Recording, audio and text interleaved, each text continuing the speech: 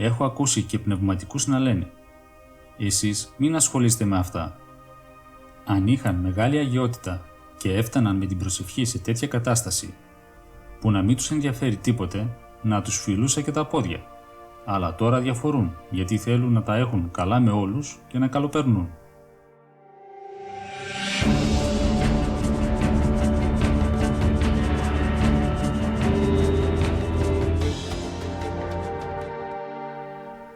Παλιά, αν ένας ευλαβής ασχολείται με την κατάσταση στον κόσμο, δεν πρέπει να ήταν καλά.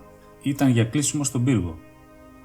Σήμερα αντίθετα, αν ένας ευλαβής δεν ενδιαφέρεται και δεν πονάει για την κατάσταση που επικρατεί στον κόσμο, είναι για κλείσιμο στον πύργο.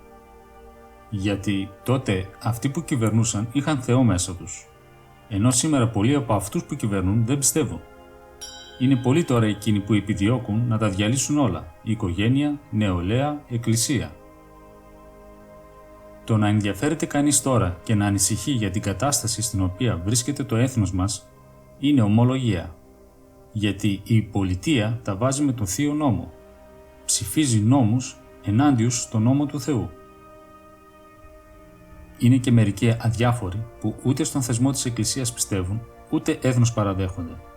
Και για να έχουν το χουζούρι τους λένε «Ο Απόστολος Παύλος λέει να μην ενδιαφέρεσαι για τα πράγματα του κόσμου». Και έτσι αδιαφορούν. Αλλά ο Απόστολος Παύλος άλλο εννοούσε.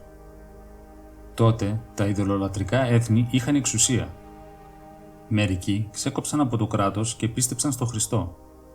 Έλεγε λοιπόν ο Απόστολος Παύλος σε αυτούς «Εσείς μην ασχολείστε με τα πράγματα του κόσμου», για να ξεχωρίζουν από τον κόσμο, γιατί όλος ο κόσμος ήταν ειδωλολατρικός.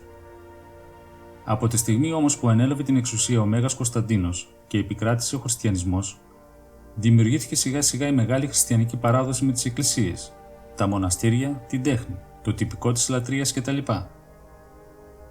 Έχουμε λοιπόν ευθύνη να τα διατηρήσουμε όλα αυτά και να μην αφήσουμε τους εχθρούς της Εκκλησίας να τα διαλύσουν.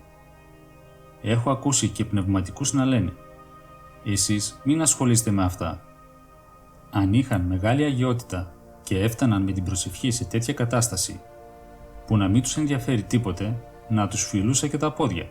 Αλλά τώρα διαφορούν γιατί θέλουν να τα έχουν καλά με όλους και να καλοπερνούν.